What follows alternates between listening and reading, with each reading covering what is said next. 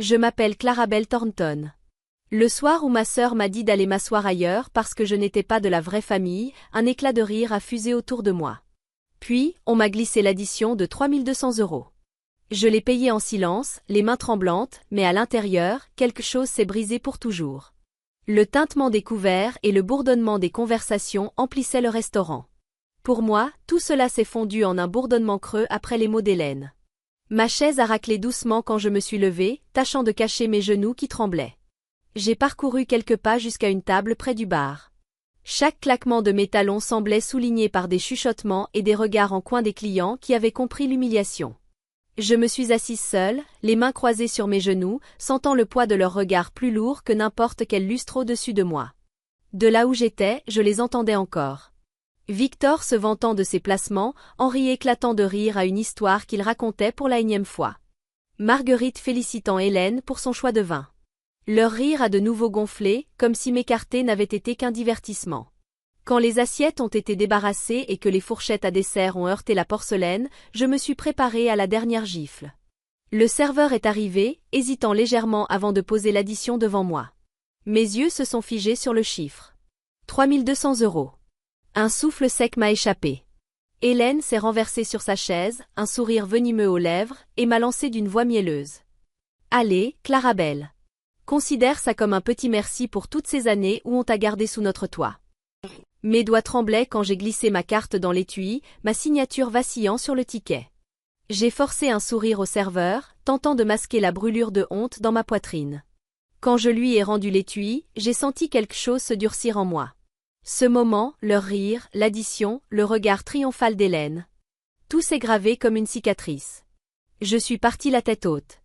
Mais à l'intérieur, je portais un serment aussi tranchant que du verre brisé, plus jamais il ne déciderait de ma valeur. J'avais grandi avec des rappels constants que je n'étais pas des leurs. Pour les 16 ans de Victor, l'allée brillait d'une voiture neuve sous les regards des voisins, pendant que je parcourais des kilomètres à pied dans des chaussures trouées par la pluie. Hélène recevait des robes neuves enveloppées dans du papier de soie, aux couleurs éclatantes, alors que je me glissais dans des vêtements qui sentaient le renfermer, aux coutures usées avant même d'avoir effleuré ma peau. Quand je demandais ce que je pourrais étudier, ce que je pourrais devenir, la réponse n'était jamais un encouragement. C'était un rappel sec, contente-toi déjà d'avoir un toit. Sans Éléonore, j'aurais peut-être fini par accepter leur version de la vérité. Elle était la seule à me voir. La seule à être venue à ma remise de diplôme, glissant un livre dans mes mains, sa voix claire dans le vacarme du gymnase. Tu n'as besoin de personne pour te donner de la valeur, Clarabelle. Tu la construiras toi-même. Cette phrase est restée en moi, comme une graine plus forte que toutes les humiliations. Éléonore intervenait rarement dans la cruauté familiale, mais son regard, toujours attentif, me rappelait que je n'inventais rien. Ce soir-là au restaurant, je m'étais préparée à filer discrètement après avoir payé. J'étais brisée et je ne voulais qu'échapper. Mais le bruit de la chaise d'Éléonore a figé la salle dans le silence. Elle s'est levée, canne plantée au sol, sa voix emplissant chaque recoin. Je ne resterai pas assise à vous regarder détruire Clarabelle une seconde de plus. Les conversations sont mortes. Les fourchettes se sont arrêtées en l'air. Ma poitrine s'est serrée quand elle a sorti de son sac une enveloppe scellée. J'ai signé un nouveau testament hier, a-t-elle déclaré. Chaque bien, chaque société, chaque part revient à Clarabelle. Aucun de vous n'héritera. Les mots sont tombés comme un coup de tonnerre. Le verre de Victor a glissé et s'est brisé au sol. La mâchoire d'Hélène s'est figée, son visage tordu d'incrédulité. Les visages d'Henri et Marguerite se sont vidés de leur couleur. Mon pouls battait si fort que j'avais l'impression que mon corps ne pouvait contenir un tel choc. En un instant, ce restaurant élégant n'était plus un lieu de lustre et de verre à vin. C'était une arène, et je n'en étais plus le jouet. J'en étais devenu le centre, l'œil du cyclone formé depuis des décennies et qui éclatait enfin. L'annonce d'Éléonore s'est propagée comme un feu de broussailles. En quelques jours, mon téléphone a été inondé. Les messages de Victor sont arrivés en premier, menaçants, se transformant en accusations. Ceux d'Hélène ont suivi, dégoulinant de venin sous couvert d'indignation. Puis un soir, la voix de Victor a tranché dans le combiné, glacial. Clarabelle, cette mascarade ne tiendra pas. On t'attaque en justice. Tu ne nous as pas assez humiliés comme ça? Maintenant tu veux nous voler? J'étais seule dans mon appartement de Lyon, la lumière des lampadaires découpant des bandes sur les murs. Les mots piquaient, non parce qu'ils me surprenaient, mais parce qu'ils dévoilaient au grand jour ce que j'avais toujours été pour eux, le bouc émissaire. Les tabloïds n'ont pas mis longtemps à s'emparer de l'histoire. La fille adoptive rafle l'héritage. Ange ou manipulatrice? Les paparazzis me suivaient jusque dans les courses ou en sortant de mon bureau. Chaque image devenait une arme pour nourrir leur récit. Des inconnus disséquaient ma vie avec jubilation. Leurs commentaires formaient un cœur de jugement. Le premier coup réel est tombé quand j'ai appris que Victor avait engagé un détective privé pour fouiller chaque recoin de mon passé. Le second a suivi aussitôt, Hélène déversait son venin en direct à la télévision, affirmant à des millions de spectateurs que j'avais manipulé l'état fragile d'Éléonore. L'animateur hochait gravement la tête, le public murmurait avec compassion. Depuis mon appartement de Lyon, je me sentais comme la méchante d'une pièce écrite par d'autres, prisonnière de leur scénario. Mais ensuite, est venue la tournure que je n'aurais jamais imaginée. Un après-midi, Éléonore me fit venir dans son bureau de la maison au bord du lac d'Annecy. Des papiers s'étalaient sur son bureau, lourds d'encre et de preuves. Elle fit glisser le dossier vers moi. « Clarabelle, murmura-t-elle, tu dois voir ça. Henri et Marguerite ne t'ont pas seulement maltraité. Ils t'ont volé. 550 000 € que tes parents avaient laissés pour ton éducation et tes soins.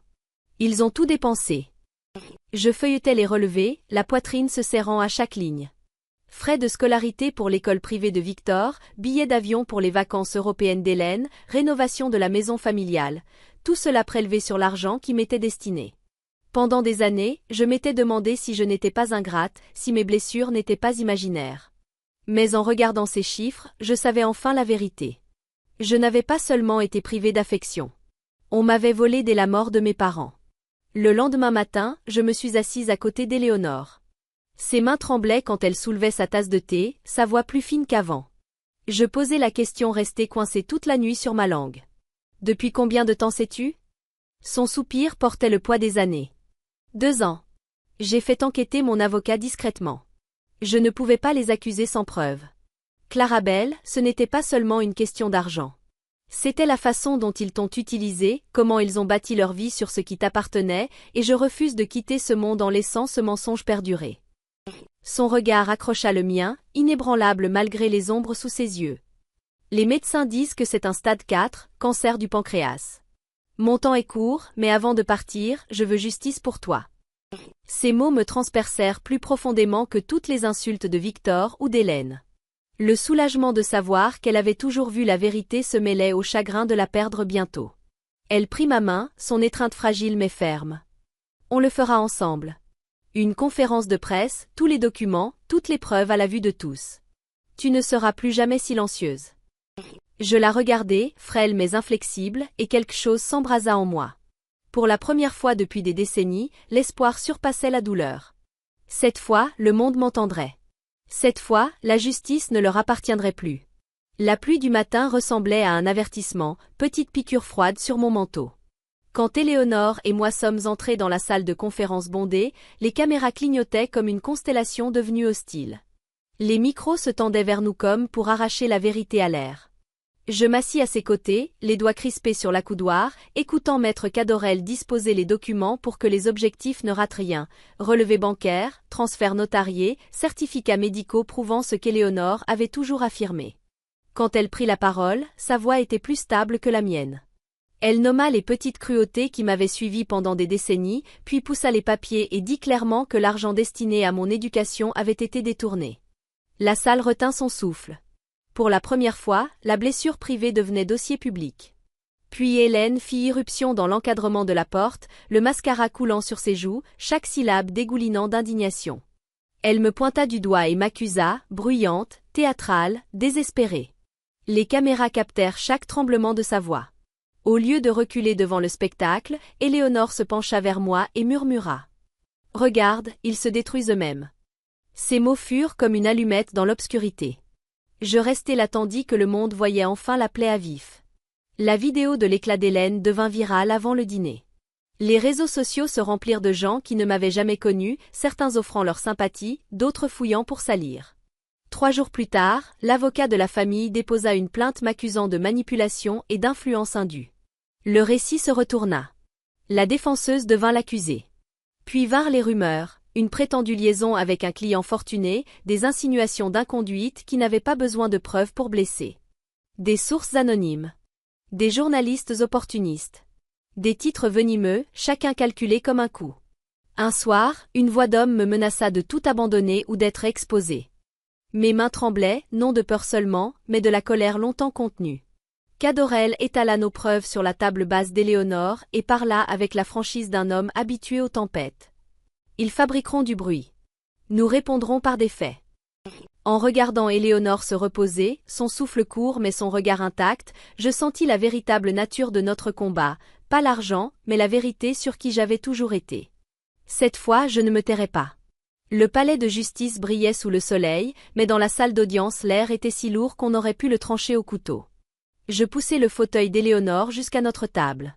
Cadorel marchait à nos côtés, son calme manquant. En face, Henri, Marguerite, Victor et Hélène. Leurs costumes impeccables, leurs expressions aiguisées comme des lames de ressentiment. Leur avocat se leva le premier, voix lisse mais coupante. Il me peignit en manipulatrice, une parasite qui aurait profité de la faiblesse d'une vieille femme.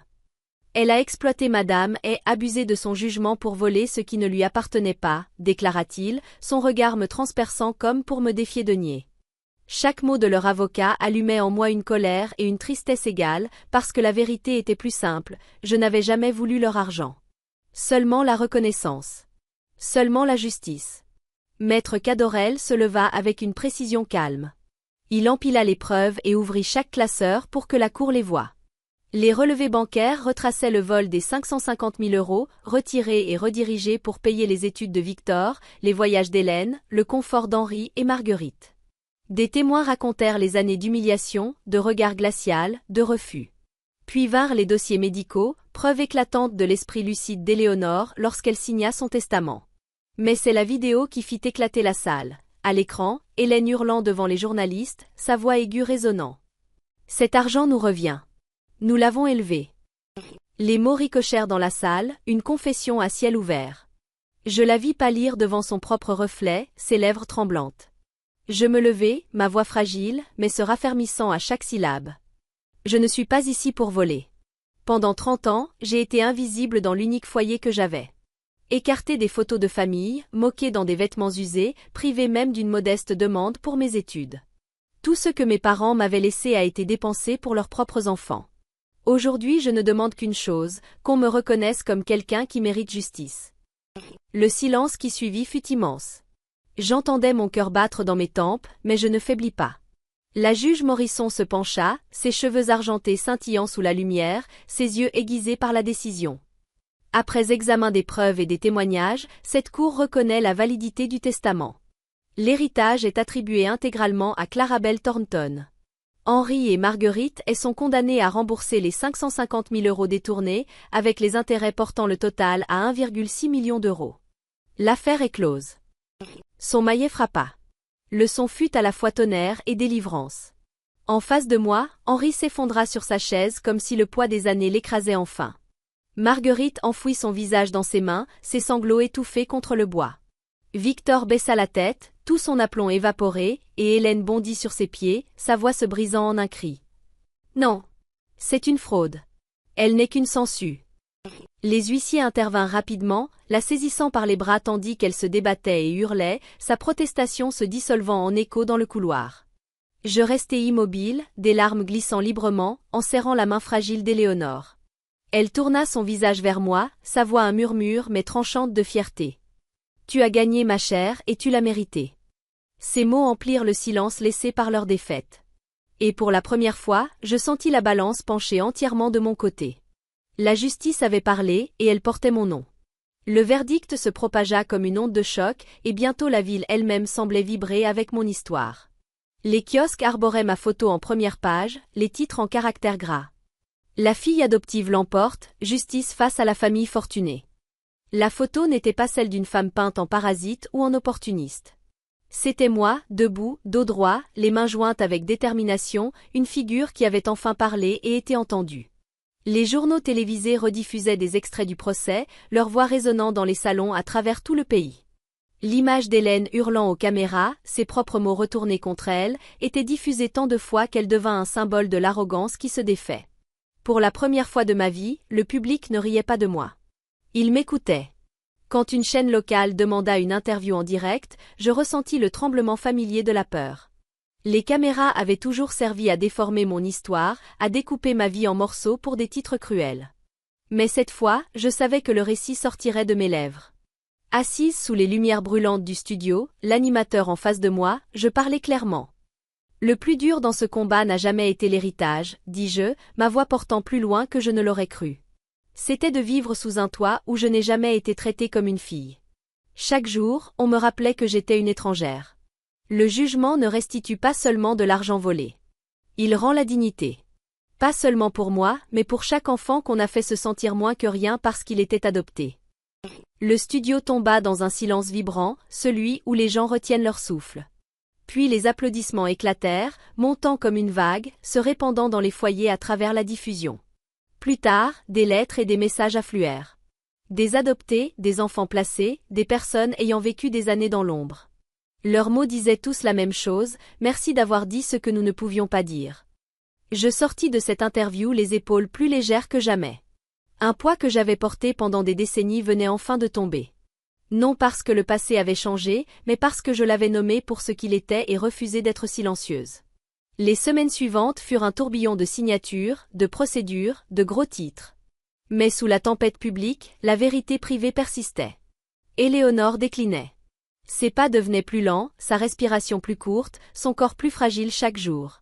Je passais des heures à son chevet, la lavande des sachets près de sa commode emplissant l'air. Elle dormait souvent, mais quand ses yeux s'ouvraient, il brillait encore du feu qui avait porté sa voix au tribunal. Un soir, elle tendit la main vers la mienne, ses doigts frais mais fermes.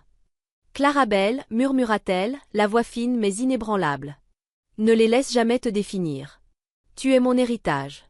Pas à cause de ce que je t'ai laissé, mais parce que tu as trouvé la force de te battre quand il te voulait silencieuse. » Des larmes glissèrent sur mes joues tandis que je me penchais vers elle, respirant le parfum familier de ses cheveux argentés, doux contre ma joue. Je lui murmurai que je porterais toujours ces mots, que je l'honorerais, non par l'argent, mais par la vie que je bâtirais. Quelques nuits plus tard, elle s'éteignit dans son sommeil, le visage serein, sa main encore doucement refermée dans la mienne. Le chagrin qui m'a déchiré était brut, mais sous cette douleur battait quelque chose de plus fort, la vérité inébranlable qu'elle m'avait laissée plus que des biens. Elle m'avait donné un univers de force et la permission de vivre non définie par leur cruauté, mais par ma propre résilience. 1 an plus tard, je me tenais dans la tour de verre de la Fondation Éléonore, l'association que j'avais créée en son honneur pour protéger les enfants placés, rejetés comme je l'avais été. Sur les murs, des photos d'enfants souriants brillaient d'espoir. Les journaux ne parlaient plus de moi comme de l'enfant adopté à la chasse à l'héritage. Désormais, ils écrivaient « Une femme qui avait transformé ses cicatrices en force ». Un magazine économique alla jusqu'à titrer « Clarabelle Thornton, la femme qui a transformé la douleur en héritage ». Et mon ancienne famille? Henri et Marguerite durent tout vendre, se réfugiant dans un appartement étroit. Le mariage de Victor se dissout sous le poids des dettes. L'empire d'Hélène s'effondra en faillite, son nom définitivement terni. Un jour, elle m'envoya un courriel, implorant pardon, demandant même de l'argent. Je l'ai supprimé sans hésitation. Ils s'étaient détruits eux-mêmes par leur avidité. En sortant sur le balcon, le coucher de soleil de Lyon baignait la ville de lumière. Les mots d'Éléonore résonnèrent doucement en moi. La plus douce des vengeances n'est pas de les détruire, c'est de bâtir la vie qu'ils n'auraient jamais cru que tu pouvais construire. Et je savais que c'était exactement ce que j'avais accompli.